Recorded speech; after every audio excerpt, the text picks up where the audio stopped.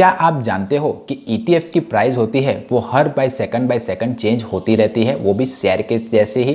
तो अगर ऐसे ही इन्फॉर्मेटिव बात अगर आप ETF के बारे में जानना चाहते हो तो आज के इस वीडियो में हम ETF के बारे में ही बात करने वाले हैं। तो सबसे पहले हम जान लेते हैं कि ETF होता क्या है। ETF यानी कि एक्सचेंज ट्रेडेड फंड, यानी इसमें जो फंड में यानी कि जो भी स्टॉक में इस ETF ने निवेश किया हुआ होगा वो सीधा एक्सचेंज में ही किया हुआ होगा। यानी कि अगर आपको ETF खरीदना या बेचना हो तो आप सीधा शेयर मार्केट के थ्रू ही खरीद या बेच सकते हो, म्यूचुअल फंड की तरह नहीं। एज एग्जाम्पल के तौर पर अगर समझाए तो आप अगर कोई इंडेक्स फंड या कोई भी म्यूचुअल फंड आप अगर खरीदने के लिए चाहो तो आप इंडेक्स फंड या म्यूचुअल फंड हाउस से खरीद सकते हो। एग्जाम्पल के तौर पर अगर आपको कौन का स्मॉल कैप म्यूचुअल फंड खरीदना हो तो आप कौन के स्मॉल कैप म्यूचुअल फंड की AMC के through small cap mutual fund खरीद सकते हो।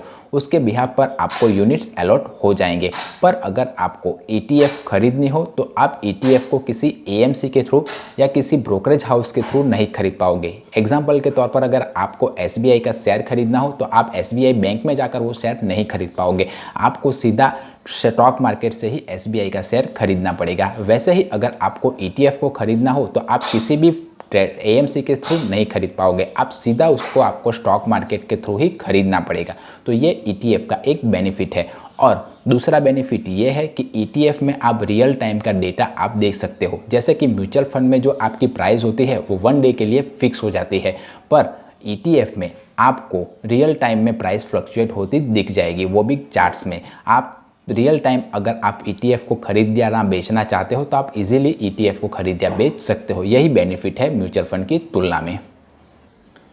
अब जो ETF होता है वो इंडेक्स म्यूचुअल फंड की तरह ही वर्क करता है। ये पर्टिकुलरली सेंसेक्स या फिर निफ्टी या किसी एक ब्रांच में ही ETF को निवेश करता है और ये पेसिवली ही मैनेज होता है। 90% जो ETF होती है वो पेसिवली ही मैनेज होती है। 10% आप छोड़ दो जो एक्टिवली मैनेज होती है, यानी कि जो फंड मैनेजर होता है इसका कोई रोल नहीं होता है ETF का खरीद या बेचने के तौर पर। इसमें एक बास्केट होती है। मान लीजिए कि निफ्टी 50 में निफ्टी 50 की ETF है तो निफ्टी 50 के जो भी शेयर है वो ETF उसमें सीधा ही निवेश या बेच करेगी। आपको इसमें फंड मैनेजर का कोई रोल देखने को नहीं मिलेगा। यानी कि मेजरली तौर पर जो ETF होती है वो अपने इंडेक्स को बीट कर पाए, ऐसा रेयर केस में देखने को मिलेगा आपको। ETF का सबसे बड़ा जो डिसएडवांटेज है वो है लिक्विडिटी।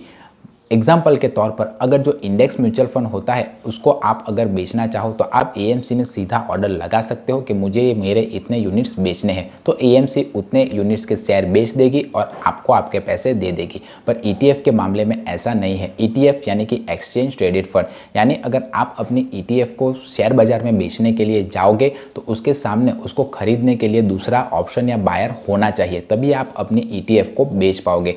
यानी अगर आपने लो लिक्विडिटी वाली ETF को अगर खरीद लिया तो आपके लिए सिरदर्द बन जाएगा अपनी ETF को बेचना। तो जब कभी भी आप किसी भी ETF को खरीदे तो आप उसका लिक्विडिटी वॉल्यूम ज़रूर चेक कर लीजिए कि वो ETF वाकई जब आप बेचने जाओ तब उसमें बेच पाओगे या नहीं, वो आप सबसे पहले जान लीजिएगा। तो अगर मेरी बात मानना चाहो और अगर मुझे पर्सनली ETF या इंडेक्स म्यूचुअल फंड इन दोनों में से अगर किसी में इन्वेस्ट करना चाहो तो मैं किस ऑप्शन को चूज़ करूँगा, तो मैं अगर मुझे ही अगर निवेश करने के बारे में सोचूं और मुझे ETF और इंडेक्स म्यूचुअल फंड इन दोनों में से किसी एक को चुनना हो तो मैं कम्प्लीटली इंडेक्स म्यूचुअल फंड को ही चुनूंगा, क्योंकि जहाँ वहाँ पर ज़्यादा लिक्विडिटी होगी और वो इंडेक्स म्यूचुअल फंड भी ETF की तरह ही वर्क करेगा और वो भी ज़्यादातर तौर पर इंडेक्स को बीट नहीं कर पाएगा। ये मेरा पर्सनल ओपिनियन है और मैंने अभी तक ETF में इन्वेस्टमेंट नहीं किया हुआ है। अगर मेरे व्यूअर्स जो ये वीडियो देख रहे हो अगर उसने ETF में इन्वेस्टमेंट किया हुआ है तो मुझे कमेंट करके बताइए कि ETF कैसा परफॉर्म कर रही है, ताकि दूसरे व्यूअर्स भी जान सके कि उन्हें ETF में निवेश करना चाहिए या उससे दूर ही रहना चाहिए। और इस ETF की एक मेजरली डिसएडवांटेजेस भी ये है कि इसमें रियल टाइम का डेटा फ्लक्चुएट होता रहता है। यानी कि आपका मान लीजिए कि आपने 10,000 रुपये के ETF खरीदी है तो उसकी वैल्यू हर सेकंड चेंज होती आपको अपने अकाउंट में दिखाई दे रही होगी। तो जो लॉन्ग टर्म के लिए इन्वेस्टमेंट करते हैं उसका माइंड भी बिगड़ जाएगा, क्योंकि अगर आप आज उसे खोल कर देखें तो उसकी वैल्यू 10,000 से 9,000 हो चुकी होगी, कल खोल के देखें तो इसकी वैल्यू 10,000 से 15,000 हो चुकी होगी। तो इस तरह से फ्लक्चुएसन हर दिन आपको देखने को मिलता रहेगा। तो अगर आप लॉन्ग टर्म के लिए इन्वेस्टमेंट करना चाहते हो तो ETF मेरे ख्याल से तो एक अच्छा ऑप्शन नहीं माना जाएगा। आपकी उसके बारे में क्या राय है मुझे कमेंट करके बताइए। वीडियो पसंद आया है तो वीडियो को एक लाइक तो ज़रूर कीजिए। मिलते हैं अगले वीडियो में, तब तक के लिए बाय बाय।